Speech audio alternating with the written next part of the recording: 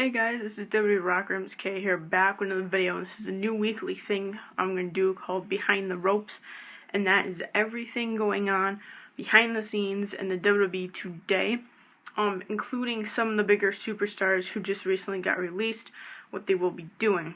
Start things off, Brock Lesnar just announced he will be competing at UFC 200.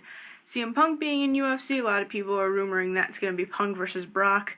I don't see that happening. I think UFC is going to have another former heavyweight return to face Brock Lesnar. Now, what does that mean for WWE-wise? WWE put out a statement that Brock Lesnar is still going to be competing at SummerSlam. But as him going back to UFC, is this a one-time deal? Is he going to be going back for a little bit more? Personally, I only like him in UFC, so I'm kind of hoping he stays in UFC, comes back for the one-time SummerSlam thing, and he's done.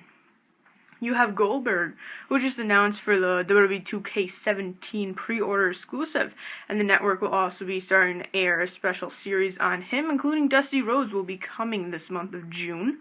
Goldberg coming back, we can all just estimate he's either going to be in the Hall of Fame or have one more match. Though him and Vince never see eye to eye, it would be nice to have him have one more match, especially since the last one was against Brock. We both know they were leaving at the time, what ended up in a crappy match.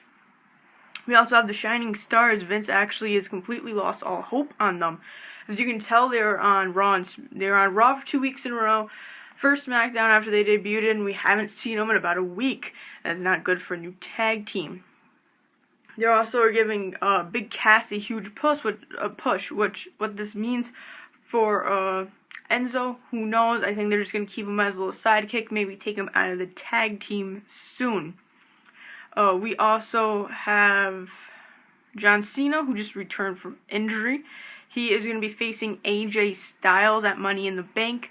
This is going to be the big match for Money in the Bank. This is the first time TNA is versus WWE, which I feel. They're doing this to hide the Seth Rollins-Roman Reigns match because WWE does not think this is a good enough match because it's two heels. Well, kind of two heels facing each other. Roman Reigns is supposed to be a face, but ended up being a heel with the crowd. Seth Rollins came back face, but made himself heel, which is a heel versus heel match, something you don't want to do in wrestling. So Vince is trying to lowball that match as much as humanly possible. Another thing about Money in the Bank is there's usually a 7 slot. Nothing has been announced yet. I don't know if anything will be announced yet.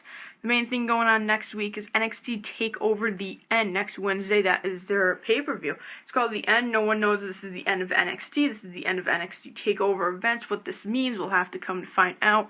I can only hope that they're going on to bigger, better things for NXT, and this isn't the end of NXT, and they're all going to get drafted to the brand split, because NXT is what makes everyone, and is honestly a better show than SmackDown or Raw most of the time. So that is everything about what is going on behind the ropes this week in WWE. If you want me to continue doing this series, comment below or like it, and I will continue doing this every single week. I'll probably do it for 2 weeks just to see if it catches on. Make sure to like this video and subscribe to my channel, because always, more to come.